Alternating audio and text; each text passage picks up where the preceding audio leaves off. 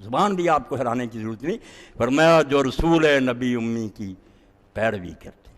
اب جو لوگ پیچھے پیچھے چلیں گے، اور پیچھے پیچھے چلنے میں ہی خیر و برکت ہے۔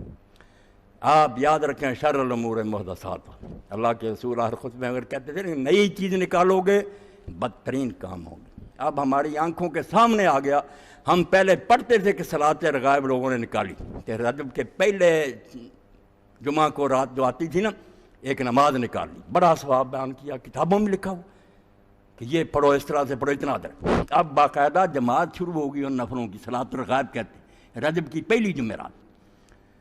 دنیا فرض نمازیں نہ پڑھتی، سار بعد اکٹھے ہوتے ہیں، صلاۃ الرغائب چلو پڑھو، پھر عورتیں بھی آنی شروع ہوئی۔ اب کتابیں اٹھا کر دیکھ دو، اللہ کی قسم بدعت کا نتیجہ کیا نکلا پھر؟ نئی بات کا انجام کیا ہوا؟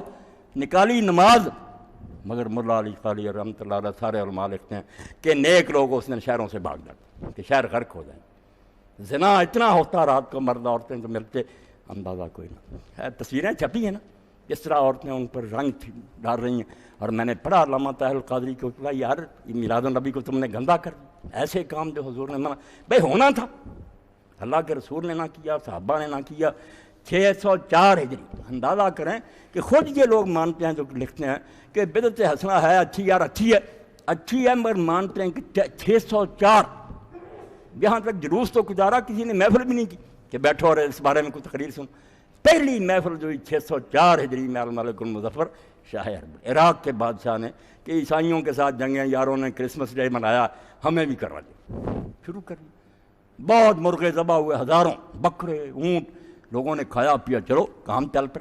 بظاہر یہ کہ حب رسول ہے، مگر نتیجہ کیا؟ اب لڑکیاں اوپر سے رنگ ڈال رہی ہیں، لڑکے ناچ رہے ہیں، باقاعدہ پہاڑیاں بن گئی، وہ ڈانس ہو رہے ہیں۔ تو کیوں نہیں تم اتباع کرتے کہ رسول کے پیچھے پیچھے چلو؟ اور یہی بات حضرت مجدد الثانی رحمۃ اللہ علیہ کے مکتوبات لوگوں کو چاہیے کہ اس بارے میں پڑھیں، اور وہ حصے چھاپنے چاہیے۔ مجدد صاحب نے فرمایا میں نہیں جانتا کہ مجھ سے پہلے لوگوں نے کہاں سے یہ نکال لیا کہ بدعت میں حسن بھی ہوتا، کچھ اچھی بھی ہوتی بدعت۔ فرمایا ظلمات بعضها فوق بعض، آپ کو اگر وہ چمکتی بھی نظر آتی ہے وہ آپ کی نظر کا دھوکہ، وہ اندھیرے پر اندھیرے۔ اگر وہ اچھی بات ہوتی رسول اللہ بتا کر نہ جاتے، جب دین مکمل کیا تو اس وقت نہ داخل کرتے۔ یہ 604 میں بعد میں بادشاہ کو پتہ لگتا کہ میلاد بھی منانا چاہیے۔